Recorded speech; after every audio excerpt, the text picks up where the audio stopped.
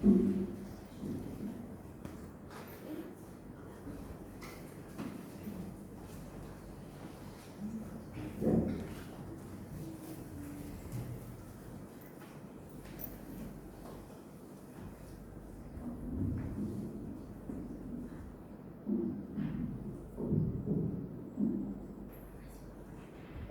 pagi. Pagi. Senang sekali kita bisa kumpul kembali di rumah Tuhan yang kudus pada pagi hari ini dalam rangka kita merayakan Paskah bersama. Sebab itu saya mengucapkan selamat Paskah bagi kita sekalian. Biarlah semangat Paskah akan terus bergelora di dalam kehidupan kita masing-masing. Nah, mari saudara yang terkasih, kita akan masuk di dalam doa terlebih dahulu sebelum kita membaca dan merenungkan firman. Mari kita berdoa. Sekali lagi Tuhan Yesus, kami mau datang ke hadapan Tuhan di dalam doa kami, mau menyerahkan pemberitaan firman ini kepadamu, karena kami sadar kami lemah dan kami tidak mampu menyelami cinta kasih Tuhan, maksud Tuhan melalui firman-Mu. Karena itu kami membutuhkan urapan Tuhan melalui Roh Kudus Tuhan. Engkau menerjemahkan firman ini ke dalam kehidupan kami masing-masing, untuk kami boleh mengalami berkat firman sesuai dengan kebutuhan kami masing-masing, ya Tuhan. Seraku sebuah hamba-Mu yang dipercaya untuk men-sharingkan firman ini, hamba mohon kekuatan dan urapan dari Tuhan sendiri, supaya hamba boleh menyampaikan firman ini dalam kehendak dan pimpinan. Kami percayakan waktu yang singkat di dalam pemberitaan firman kepada Tuhan kami Yesus Kristus. Di dalam nama Tuhan kami berdoa. Amin. Nah, mari saudaraku jemaat Tuhan, kita akan membuka Alkitab kita. Ada beberapa bagian ayat Alkitab yang kita mau baca, karena tema kita pada pagi hari ini adalah kebangkitan Kristus menggerakkan hati untuk memberitakan Injil. Yang pertama kita mau baca Injil Markus pasal 16. Markus pasal 16 ayat 14 sampai 16. Saya akan bacakan untuk kita sekalian. Sabda Tuhan berbunyi demikian. Markus 16 ayat 14 sampai 16. Akhirnya ia menampakkan diri kepada ke-11 orang itu ketika mereka sedang makan, dan ia mencelah ketidakpercayaan dan kedegilan hati mereka, oleh karena mereka tidak percaya kepada orang-orang yang telah melihat dia sesudah kebangkitannya. Lalu dia berkata kepada mereka, pergilah ke seluruh dunia, beritakanlah Injil kepada segala makhluk. Siapa yang percaya dan dibaptis akan diselamatkan, tetapi siapa yang tidak percaya akan dihukum. Kita mau baca lagi dalam Kisah Para Rasul. Ya, Kisah Para Rasul pasal 8 ayat 4. Kisah Para Rasul pasal 8 ayat 4. Firman Tuhan berkata demikian.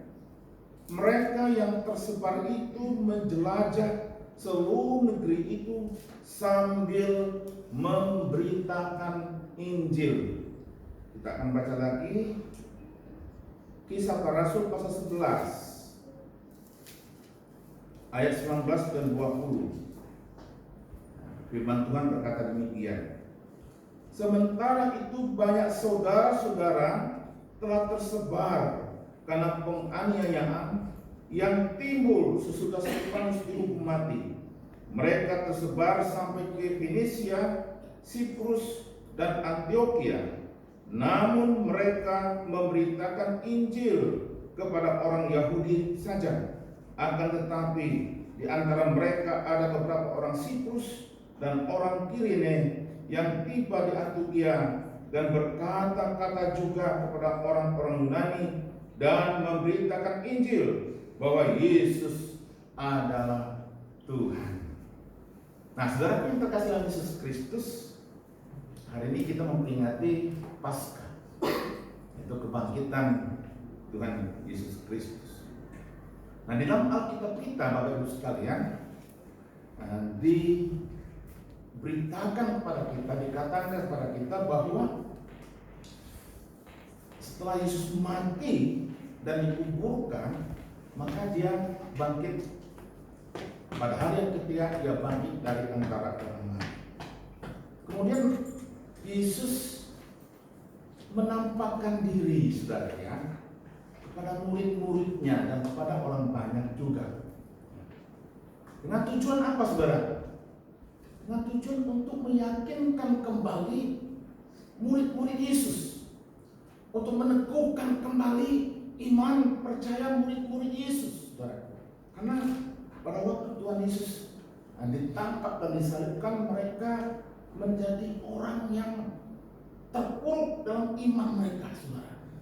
Kalau saudara bisa membaca dalam kitab Yohanes, pada akhirnya murid-murid kembali kepada profesi mereka semula. Petrus katakan, aku akan kembali menjalan ikan, saudara. Ini merupakan satu bentuk dalam kehidupan mereka bahwa mereka sudah kehilangan semangat mereka di dalam mereka mengiring Tuhan, melayani Tuhan. Maka Yesus setelah dia bangkit perlu menampakkan diri kepada murid-muridnya. Supaya apa? Supaya murid-murid ini kembali kepada semangat yang mula-mula di dalam mereka mengikut Tuhan dan melayani Tuhan. Nah, saudara yang terkasih dalam Tuhan Yesus Kristus, kalau kita membaca beberapa bagian firman Tuhan yang kita baca pada pagi hari ini, saudara, ada hal yang sangat menarik menurut saya, saudara ya. Ada hal yang sangat menarik. Pasca kebangkitan Yesus Kristus itu merubah sedemikian rupa kehidupan murid-murid Yesus, saudara. Ada satu kegerakan yang luar biasa terjadi dalam kehidupan orang percaya, pada murid-murid Yesus dan orang-orang Kristen mula-mula itu, saudara. Dikatakan apa, saudara? Dalam Kisah Para Rasul 8 ayat yang keempat tadi dikatakan apa? Mereka yang tersebar itu menjelajah seluruh negeri itu sambil memberitakan Injil, saudara. Nah, ini saudaraku tidak perlu terjadi sebelum Tuhan Yesus bangkit, saudara ya. Murid-murid pada waktu hanya ikut Tuhan dari desa ke desa, mereka ikut Tuhan Yesus, membantu Tuhan Yesus dalam memberitakan Injil Kerajaan Surga. Tapi setelah Yesus bangkit dari antara orang mati, firman Tuhan tadi mengatakan bahwa mereka pergi ke negeri-negeri, menjelajahi negeri itu, lalu dikatakan mereka memberitakan Injil Tuhan Yesus Kristus. Nah, konteks dari bacaan kita pada pagi hari ini adalah terjadinya penganiayaan, ya. Murid-murid Tuhan yang masih muda, yang masih awal itu, saudara, mereka sudah diperhadapkan dengan penganiayaan yang berat di Yerusalem. Nah, karena penganiayaan ini, saudaraku, maka dikatakan oleh firman Tuhan, mereka, berarti kata mereka ini, saudara, bukan hanya para rasul, ya. Kata mereka ini menuju kepada apa? Menuju kepada seluruh anak-anak Tuhan, orang-orang Kristen, murid-murid Yesus, orang-orang Kristen mula-mula, saudara. Dikatakan apa? Mereka tersebar ke seluruh negeri, ya, menjelajahi seluruh negeri. Nah, ini yang menarik bagi saya, saudara. Mereka pergi ke tempat yang dianggap aman, saudara, dari pengejaran musuh-musuh Kristen pada waktu itu.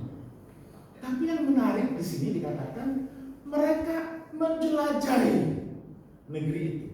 Saudara, kalau saudara dan saya memposisikan mereka pada waktu itu, kira-kira apa yang akan kita lakukan, saudara? Ada penganiayaan yang berat yang terjadi misalnya di Palu ini, saudara. Orang Kristen dibunuh, dianiaya, diancam. Lalu kita pergi ke suatu tempat. Kira-kira apa yang kita lakukan, saudara? Kita akan bersembunyi, saudara. Kita akan bersembunyi karena kita takut. Tapi murid-muridnya dikatakan mereka menjelajah, justru itu ada kesempatan mereka menjelajah negeri itu. Lalu dikatakan mereka memberitakan Injil Tuhan. Oh, ini semangat yang luar biasa, saudara ya, yang luar biasa. Nah, kalau kita perhatikan dalam Kisah Para Rasul pasal 11 ayat yang ke-19 tadi dikatakan apa? Mereka tersebar bukan di sekitar Yerusalem saja, saudara. Tapi juga dikatakan mereka tersebar sampai ke Fenisia, Siprus, Antioquia. Ini negeri-negeri yang jauh, Bapak Ibu sekalian. Antioquia itu kalau sekarang itu di Turki, saudara ya, jauh sekali, saudara. Nah, dan Siprus itu di Yunani.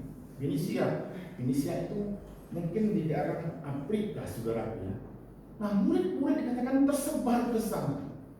Tapi yang menarik, saudaraku, dikatakan ketika mereka tersebar ke negeri-negeri ini, maka murid-murid ini dikatakan memberitakan Injil Tuhan.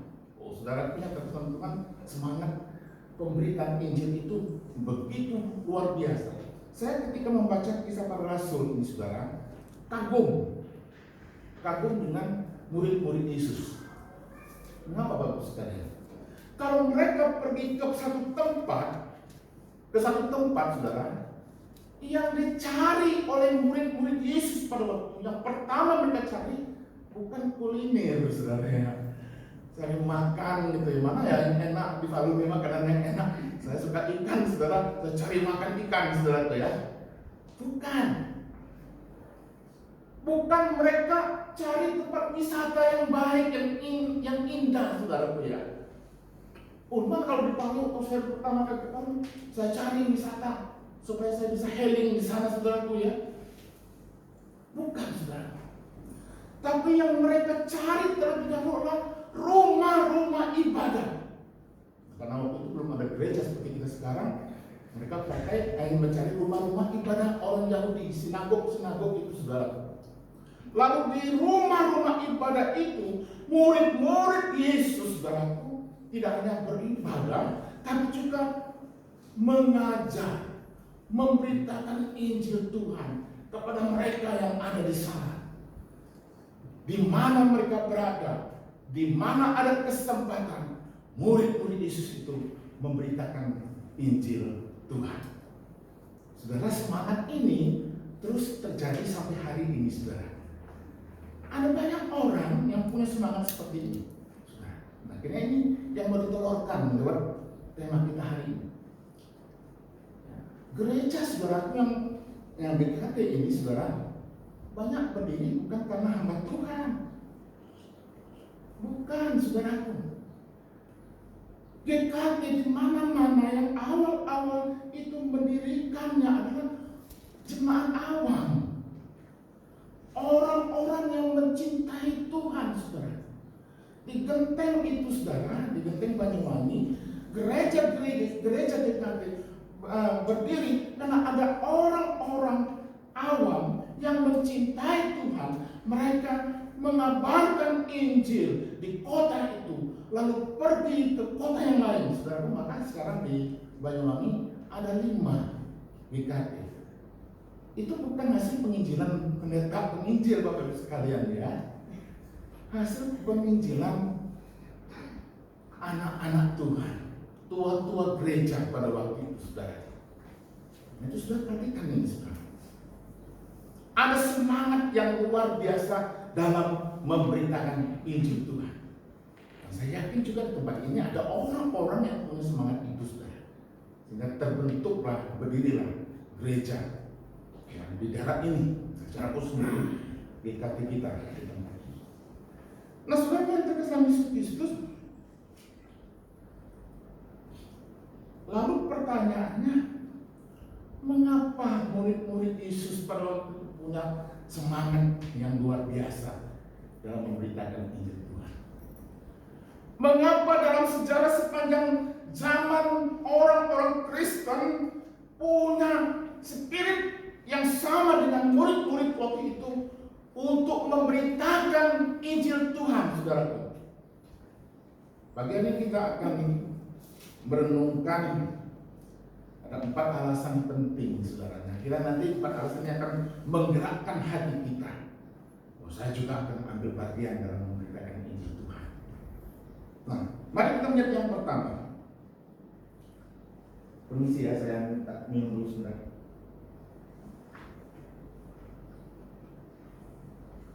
Yang pertama adalah Injil itu adalah kebutuhan manusia.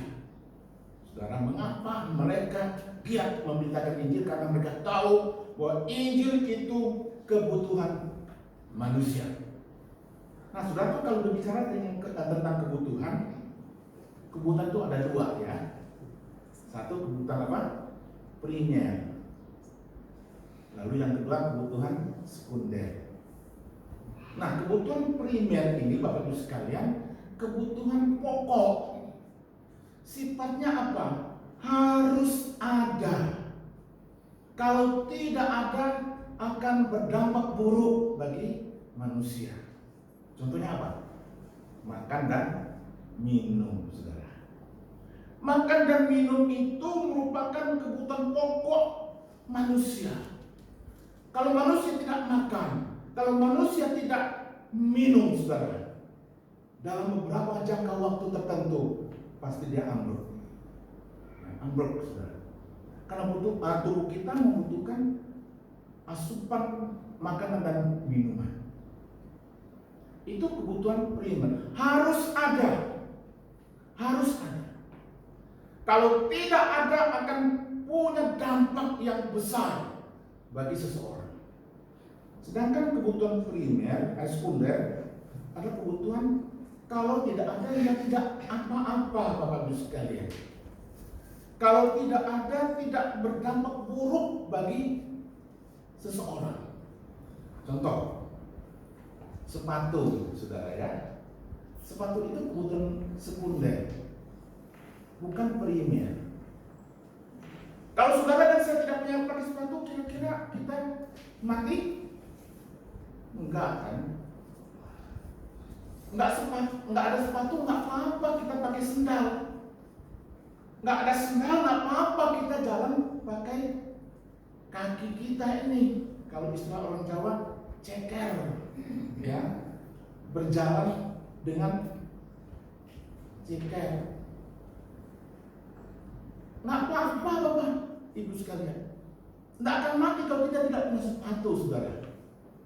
Enggak akan ambruk kalau kita tidak punya sepatu. Paling-paling awalnya kita mungkin sakit kaki kanan telapak kaki kita karena memang kena kerikil, kena batu-batu kecil itu, saudara ya. Contoh yang lain, mobil, saudara. Mobil itu kebutuhan sekunder. Kalau nggak punya mobil, kira-kira mati nggak kita? Enggak, saudara. Paling, saudaraku, kalau kita nggak punya mobil, terhambat dalam transportasi, ya, terhambat untuk kita pergi ke tempat-tempat yang jauh, saudara. Nah, kalau kita jalan misalnya ke tempat yang jauh, ya harus butuh waktu yang panjang. Tapi kalau ada mobil dengan waktu yang singkat, ya, kita bisa sampai ke tempat tersebut. Nah, itu kebutuhan sekunder. Nah, Injil ini, Bapak Ibu sekalian, adalah kebutuhan primer bagi hidup manusia. Injil itu adalah kebutuhan utama, kebutuhan pokok bagi kehidupan manusia. Harus ada dalam hidup manusia. Ya, kalau tidak ada, maka akibatnya buruk bagi kehidupan manusia. Kemarin kita sudah renungkan, saudara lihat. Akibatnya apa? Maut. Maut tetap menguasai hidup manusia. Kematian tetap menguasai hidup manusia. Dan pada akhirnya, saudara katakan Kristus sampai kepada terminal terakhir. Kalau tidak ada Injil Kristus Yesus ini, saudaraku, manusia akan binasa, manusia akan masuk ke dalam api neraka. Ya, kalau tidak ada Injil Yesus Kristus. Nah, saudaraku yang terkasih dalam Kristus, Injil itu adalah kebutuhan pokok bagi setiap orang. Maka Injil harus ada dan diberitakan kepada segala makhluk, kepada semua orang. Nah, Injil itu apa Bapak Ibu sekalian? Injil itu bukan ini ya, bukan ini saudara. Injil itu saudara, kalau ini adalah Alkitab, kertas di dalamnya diceritakan tentang Injil Tuhan. Nah, Injil itu sendiri adalah apa? Adalah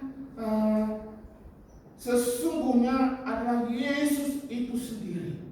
Injil itu adalah firman kehidupan, saudara. Manusia membutuhkan Yesus, manusia membutuhkan firman di dalam hidupnya. Sebab tanpa Yesus, manusia akan binasa. Tanpa Yesus, hidup manusia tidak punya masa depan. Tanpa firman, manusia hidup di dalam kegelapan. Tanpa firman, manusia akan kacau di dalam hidupnya. Amsal 29 ayat 18 mengatakan demikian ya, saya akan bacakan. Amsal pasal 29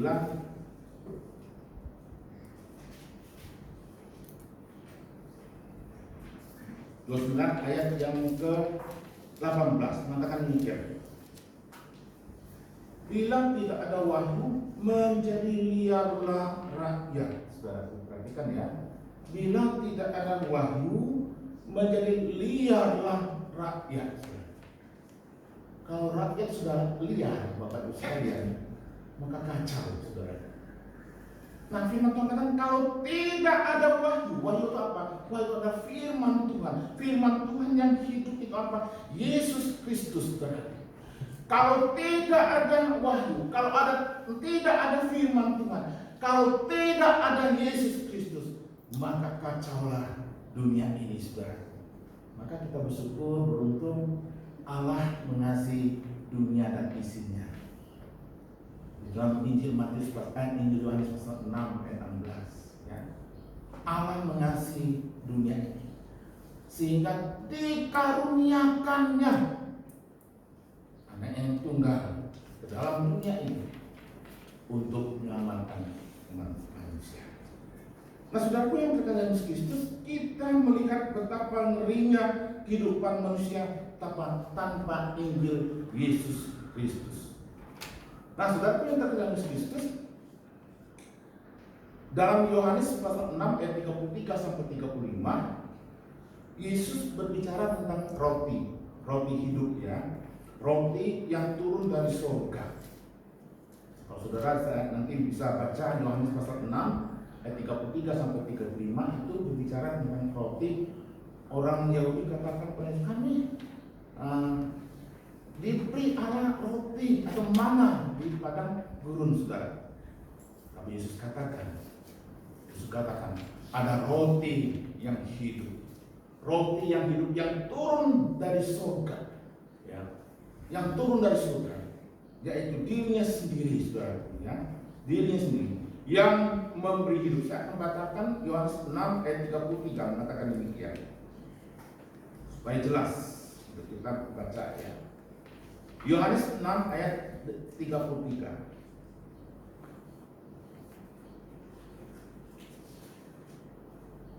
Ayat 33 mengatakan demikian.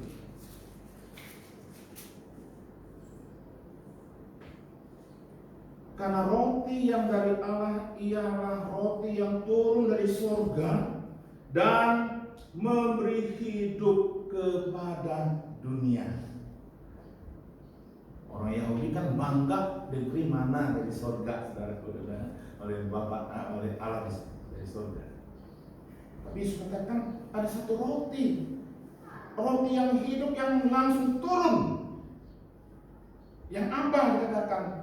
Yang memberi hidup dunia, bukan hanya memberi hidup orang Israel saja, saudara ya, tapi yang memberi hidup dunia, yang memberi kehidupan bagi dunia ini. Nah, saudara pun terkesan Yesus Kristus. Siapakah roti hidup itu, saudara?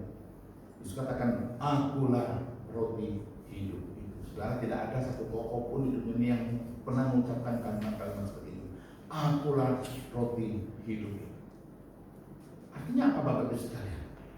Artinya Yesus mengatakan, tanpa aku saudaraku, tanpa Yesus, tanpa firman Allah yang hidup yaitu Yesus itu sendiri, maka dunia akan mati. Tapi karena Yesus ada, Yesus turun dalam dunia ini, mati di atas kayu salib, bangkit pada hari Minggu yang hari kita peringati, maka dunia memiliki kehidupan kembali. Sekarang dalam Tuhan Yesus Kristus, dalam Injil Yohanes pasal 4, saudara baca ya, Yohanes pasal 4, ketika Tuhan Yesus berbicara kepada seorang perempuan Samaria yang pergi mengambil air di sumur Yakub, saudara. Yesus berkata kepada perempuan Samaria ini, berilah aku air. Lalu si perempuan ngomong, kamu orang Yahudi kok minta air kepadaku seorang Samaria? Ya. Bagaimana bisa mengambil air yang ada di sumur ini, ya? Karena sumur ini dalam, saudara. Tapi Yesus katakan, kalau engkau tahu bahwa yang akan memberikan air yang sesungguhnya, maka engkau tidak akan haus lagi. Perempuan kemarinnya air apa gitu ya. Lalu Yesus katakan, akulah air hidup itu. Nah saudaraku, makan roti dan air hidup adalah kebutuhan pokok. Yesus berbicara tentang kebutuhan pokok manusia. Kalau tidak ada roti, kalau tidak ada air, maka dunia ini, manusia ini akan mati. Tidak ada kehidupan, saudara. Maka ketika Yesus berkata, akulah roti hidup itu, akulah air hidup itu, yang dikaruniakan, yang diberikan kepada manusia, Yesus mengatakan, tanpa aku, tanpa Yesus itu sendiri, dunia akan mengalami kebinasaan. Nah, saudara yang terkena Yesus Kristus, maka hari ini saya ingin tegaskan kepada kita bahwa Injil itu adalah kebutuhan pokok, dan inilah yang disadari, inilah yang dipahami oleh murid-murid Yesus pada waktu itu, inilah yang dipahami oleh anak-anak Tuhan pada waktu itu, inilah yang dipahami oleh banyak anak-anak Tuhan yang rela pergi ke rumah-rumah memberitakan Injil Yesus Kristus. Saudara, mereka tahu bahwa Injil itu kebutuhan pokok dari manusia ini, maka mereka pergi memberitakan Injil Tuhan. Kebangkitan Yesus Paskah ini, saudara, kiranya menggerakkan kita di tempat ini. Saudara bisa lihat di sekeliling kita, saudara, masih banyak di antara mereka yang belum menerima Yesus Kristus. Mereka sedang berada pada satu tempat di mana mereka akan mengalami kematian yang kekal itu. Saudara, saya kira digerakkan oleh Tuhan untuk memberitakan Injil kasih karunia Tuhan. Sebab firman Tuhan mengatakan, kalau mereka tidak mendengar, bagaimana mereka mau percaya? Kalau mereka tidak mendengar, bagaimana mereka percaya? Lalu bagaimana kalau mau memberitakan itu, kalau tidak ada orang yang mau memberitakan Injil itu sendiri? Biarlah saudaraku jemaat Tuhan juga ini, hari ini kita diajak, mari kita punya spirit semangat untuk memberitakan Injil Tuhan. Karena Injil itu merupakan satu kebutuhan yang mutlak bagi kehidupan manusia. Yang kedua, Injil adalah jawaban bagi manusia. Bukan hanya kebutuhan, tapi jawaban bagi hidup manusia.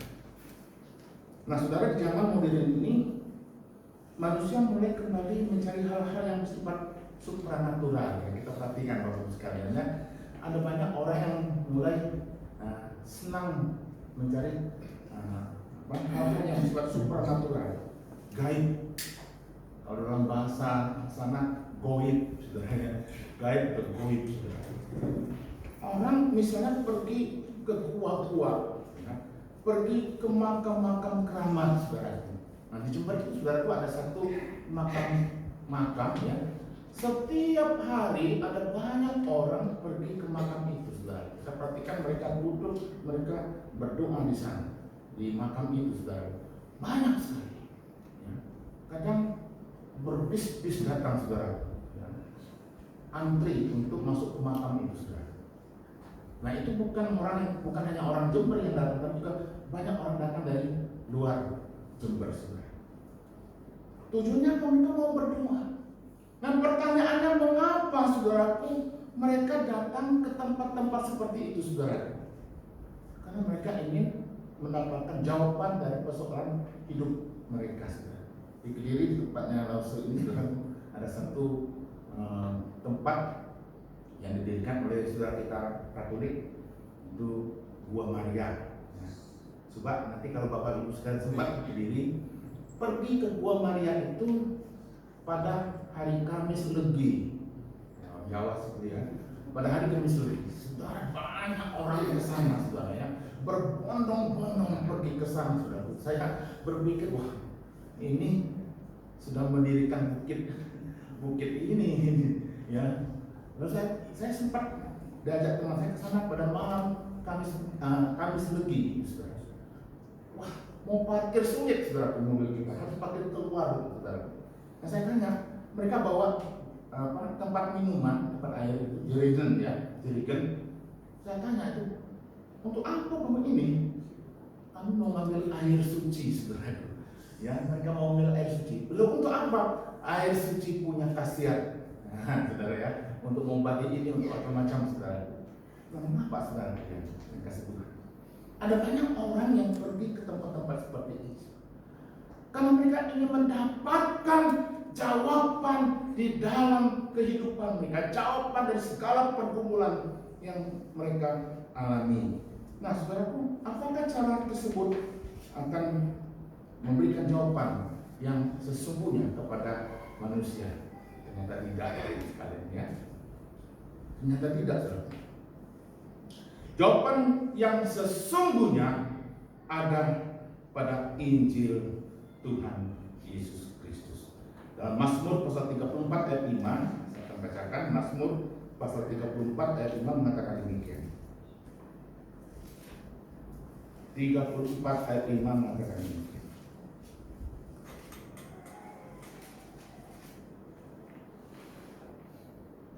Biarlah mereka seperti 34 ayat 5, ya.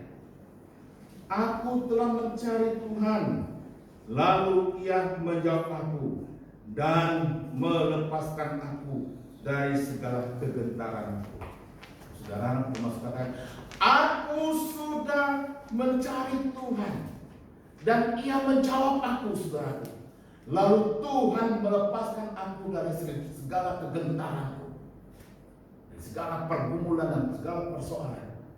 Biarlah kita di tempat ini juga, saudara, kalau kita punya persoalan pergumulan hidup, jangan kita cari ke dukun, ya. Jangan kita pergi ke tempat-tempat yang seperti yang saya ceritakan tadi. Di sana tidak akan menemukan jawabannya. Saudara, cari Tuhan. Saudara yang saya cari Yesus Kristus.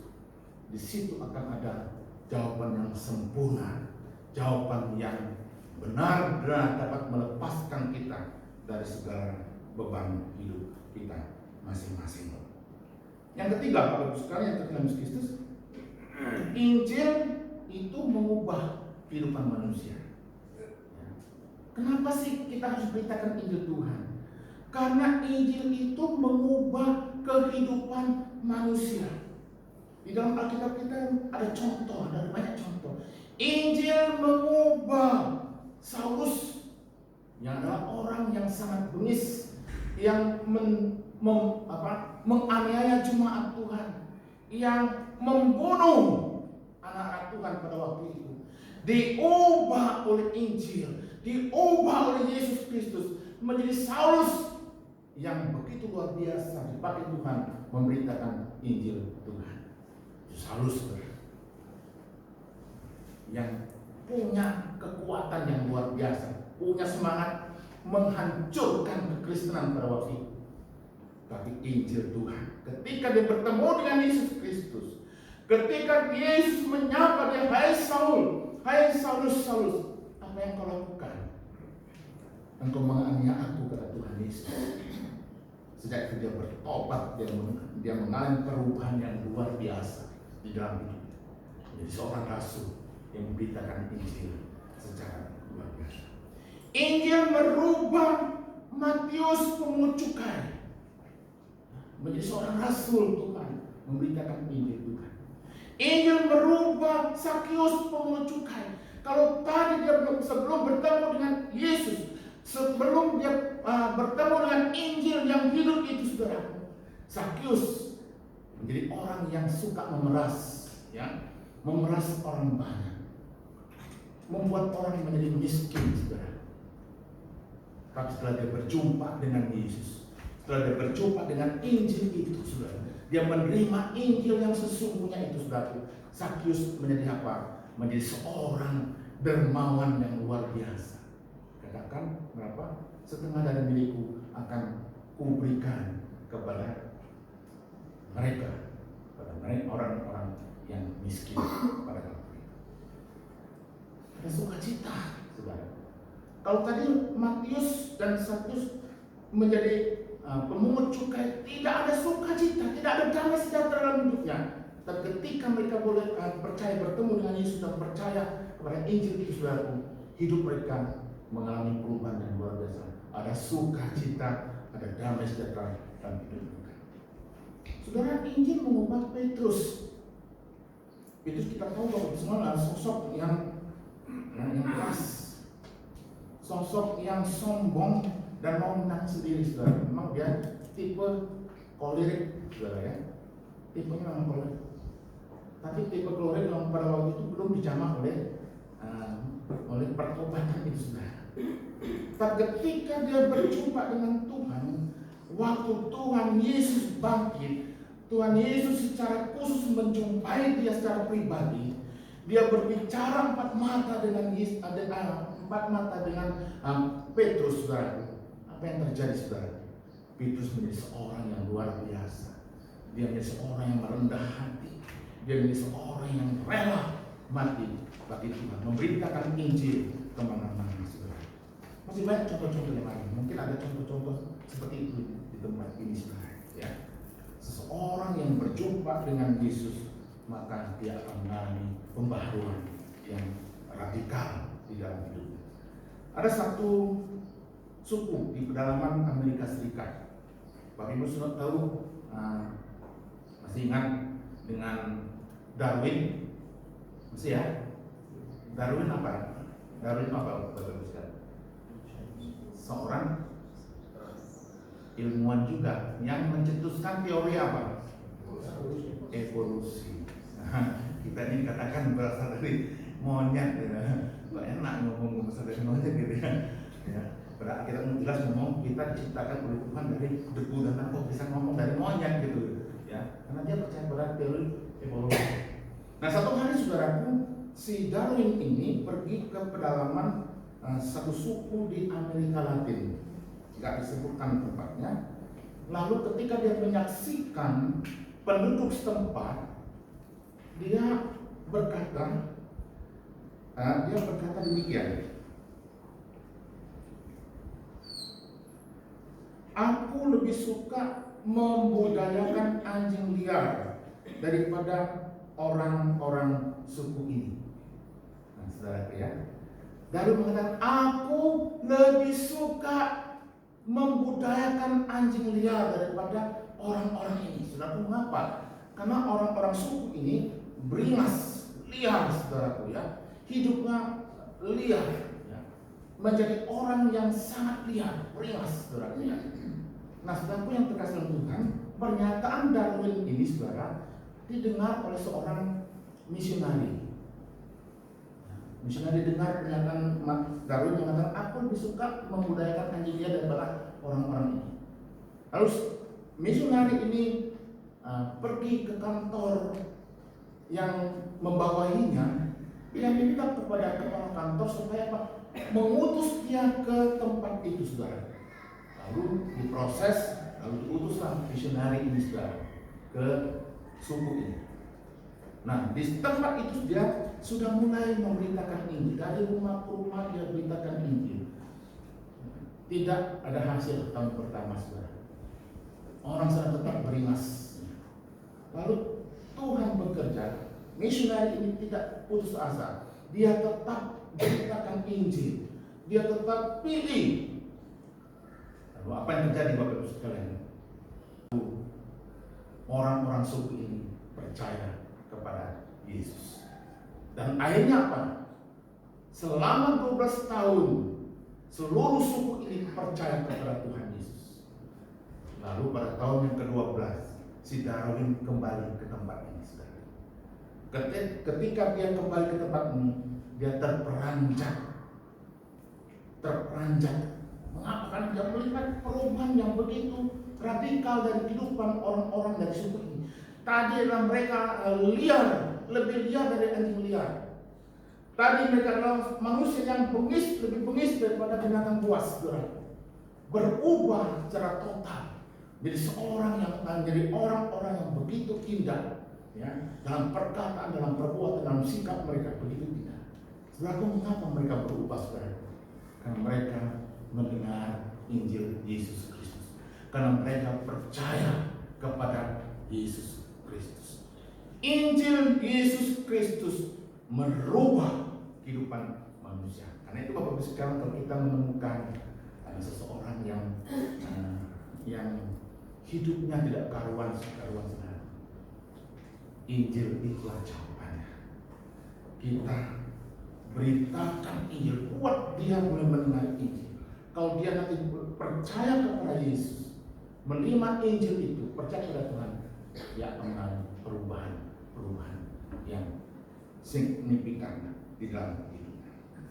Saudara pun terkadang Tuhan, Injil telah merubah hidup orang-orang Kristen di Amerika Latin. Saudara, cerita lagi, saya mau cerita lagi tentang tentara Nazi dan sekutu saat Perang Dunia Kedua, pertama. Nah, saudaraku, pada waktu kejadian ini pada waktu malam Natal, mungkin bapak-bapak, ibu-ibu pernah mendengar ya. Dikatakan apa? Pada waktu malam Natal, tentara Nazi dan tentara sekutu ini sedang berhadap-hadapan, bertempur mati-matian untuk saling menghancurkan. Nah, tiba-tiba pada waktu itu, pada malam Natal itu ada tentara yang menyanyikan Malam Kudus, dalam bahasa kita ya, Malam Kudus. Sudah ketika tentara-tentara Nazi dan tentara sekutu ini mendengar pujian ini, saudaraku, Malam Kudus saya naik itu, saudaraku, maka serentak pertempuran berhenti, maka bergemuruh suara. Bersama-sama kedua tentara ini menyanyikan pujian Malam Kudus sunyi senyap. Lalu mereka saling berangkulan, saling bersalam-salaman, ya, bersalam-salaman, saling mengucapkan selamat Natal satu dengan lain. Lalu kita perhatikan di sini, saudara. Injil merubah permusuhan menjadi persahabatan. Injil merubah perseteruan menjadi perdamaian, saudara. Injil merubah kehidupan seseorang, baik itu seseorang maupun bukan secara komunitas. Injil berkuasa merubahnya. Injil merubah karakter, sifat, dan cara pandang seseorang. Dalam 2 Korintus pasal 3:16 dikatakan bahwa Injil itu merubah perilaku dari seorang manusia. Nah, saudara, dampak atau kuasa Injil itu luar biasa, saudara. Bukan hanya menjadi kebutuhan pokok, bukan hanya menjadi jawaban bagi manusia, tapi juga menjadi sesuatu yang merubah karakter seorang manusia, merubah kehidupan manusia yang tadinya tidak baik menjadi baik, saudara. Yang tadinya jahat menjadi baik, saudara. Itulah Injil. Itulah sebabnya yang memotivasi anak-anak Tuhan pada waktu itu memberitakan Injil Tuhan. Dan kini itu juga memotivasi kita di tempat ini untuk kita juga memberitakan Injil Tuhan. Sebab masih banyak orang yang punya perilaku yang belum mengalami pembaruan dalam hidup mereka. Nah, saudara pun terkasih dalam Tuhan Yesus Kristus. Yang terakhir, Bapak Ibu sekalian, yang kita mau renungkan adalah Injil menyelamatkan Injil itu menyelamatkan manusia. Mengapa Injil harus diberitakan? Karena Injil menyelamatkan manusia. Rasul Paulus dalam Roma pasal 1 ayat 16, saya akan bacakan. Roma pasal 1 ayat 16 mengatakan demikian.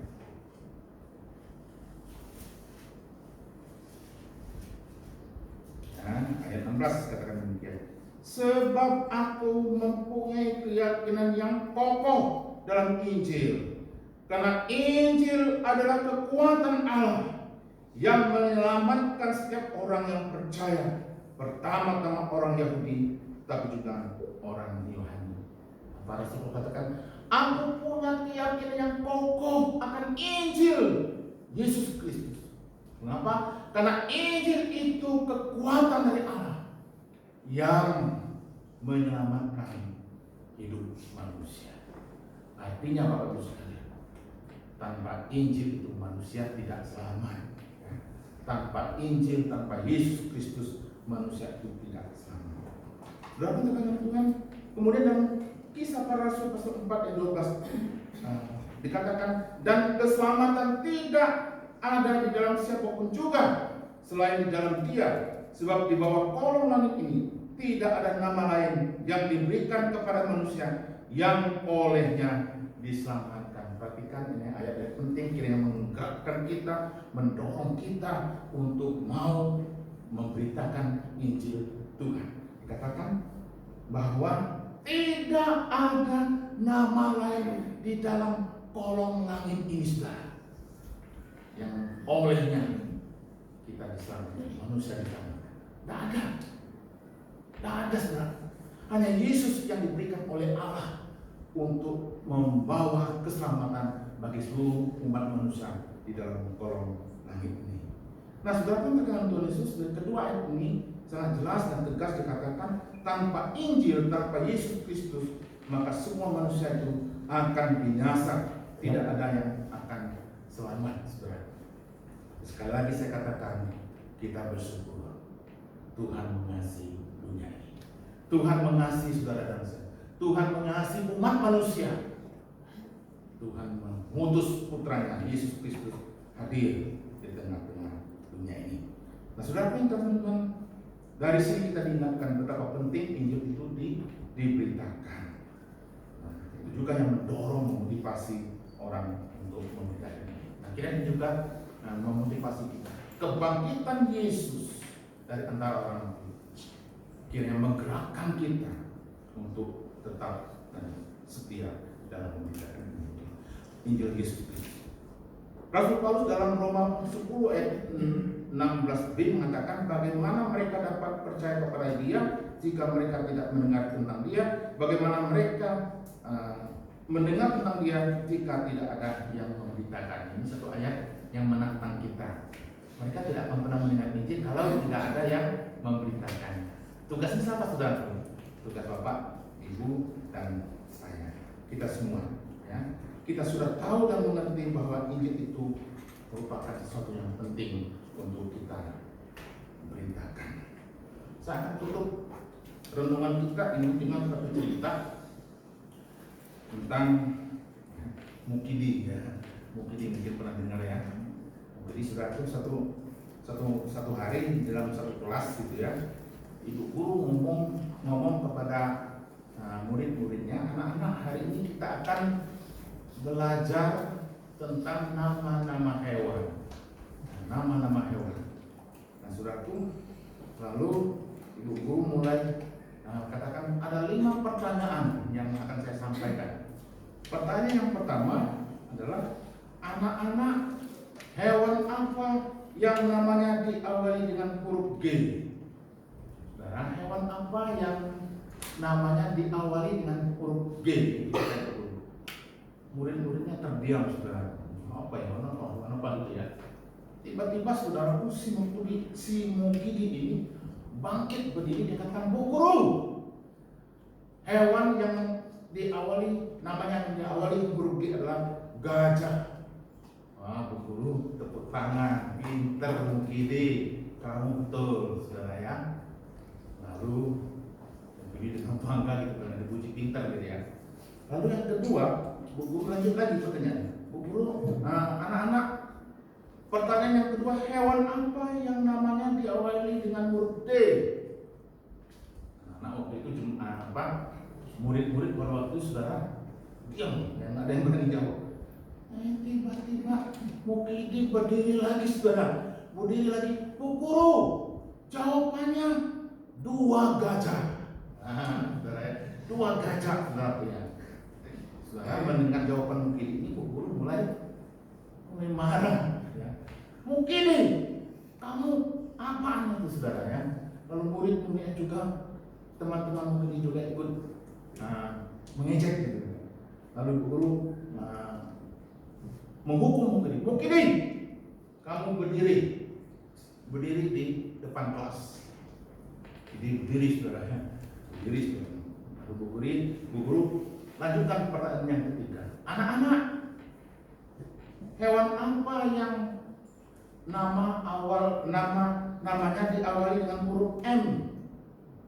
Saudara, anak-anak di depan tuh nggak ada yang berani ya, murid-murid lah. Mukidi dari depan ini angkat tangan. Bu Guru, jawabannya mungkin gajah. Mungkin gajah, saudara ya. Mungkin gajah. Bu Guru tambah marah. Mukidi, kamu ini sekarang kamu saya hukum berdiri di depan pintu. Mukidi berdiri saudara di depan pintu saudara ya. Lalu Bu Guru lanjutkan. Anak-anak, kita lanjut pertanyaan yang keempat. Anak-anak, hewan apa yang namanya diawali dengan huruf J? Anak-anak nggak ada yang berani jawab, teman-teman yang Mukidi nggak ada yang berani. Tiba-tiba Mukidi dari depan, saudaraku, dengan suara keras katakan, Bu Guru, jawabnya jangan-jangan gajah. Jangan-jangan gajah, saudaraku. Saudaraku, Bu Guru semakin marah, Bapak sekalian. Dia katakan, Mukidi, kamu keluar, tidak boleh belajar. Mukidi keluar, saudaraku ya, keluar. Lalu terakhir berkata, anak-anak, terakhir pertanyaan ini. Hewan apa yang namanya diawali dengan huruf P? Saudara, anak-anak enggak ada yang jawab. Tiba-tiba berbunyi HP-nya Pak Bu Guru nih. Halo, ini siapa? Saya Mukidi, Bu Guru. Jawabnya Bu, pasti gajah. Pasti gajah, saudara ya, kata Yesus Kristus. Nah, saudara dalam Tuhan lewat ini. Nah, setelah mendengar jawaban Mukidi ini, Guru geleng-geleng kepala, Mukidi, ya dasar kamu Mukidi gitu ya. Saudara dalam Tuhan dari cerita ini kita diingatkan akan satu hal penting, saudara ya. Tentang apa? Tentang keseriusan kita. Mukidi ini tipe anak yang gak serius. Dia remehkan pertanyaan gurunya. Dia asal-asalan menjawab pertanyaan gurunya, saudara. Nah, saudara itu sifat seperti ini, sifat seperti ini jangan. Kita diingatkan tidak boleh. Kita harus serius khususnya kepada hal pemberitaan Injil Tuhan, kepada pemberitaan Injil Yesus Kristus. Saudara dan saya harus serius, tidak boleh dipermainkan, saudara. Kita harus serius. Mengapa harus memberitakan Injil ini? Karena tadi saya katakan dampak buruk kalau manusia tidak mendengarkan Injil. Dampak buruk kalau manusia tidak percaya kepada Yesus Kristus. Mari Bapak Ibu sekalian, kita serius. Mau serius, mulai sekarang kita beritakan Injil Tuhan. Lihatlah di sekitar kita, masih banyak mereka yang belum mendengar Injil. Lihatlah di rumah tangga kita masing-masing, mungkin masih ada yang belum percaya kepada Injil. Lihatlah mereka membutuhkan Injil Tuhan. Mereka membutuhkan jawaban dari persoalan hidup mereka. Mereka membutuhkan perubahan dalam hidup mereka. Mereka juga membutuhkan apa? Keselamatan yang sejati dari Tuhan. Siapa yang ditugaskan oleh Tuhan? saudara dan saya, kita semua, ya, kita semua. Beritakan Injil Tuhan adalah amanat dan tugas dari Sang Yesus Kristus. Injil itu sendiri. Mari kita masuk. Tuhan berkati firman-Mu yang kami dengar pada pagi ini. Kami diingatkan tentang keseriusan kami menjadi orang Kristen yang harus berani memberitakan Injil Kerajaan Surga. Terima kasih Tuhan, firman-Mu sudah didengarkan. Roh Kudus Tuhan yang akan menolong kami masing-masing. Di dalam nama Tuhan Yesus kami berdoa. Amin. Terima kasih Bapak Ibu sekalian. Mohon maaf kurang lebihnya. Terima kasih.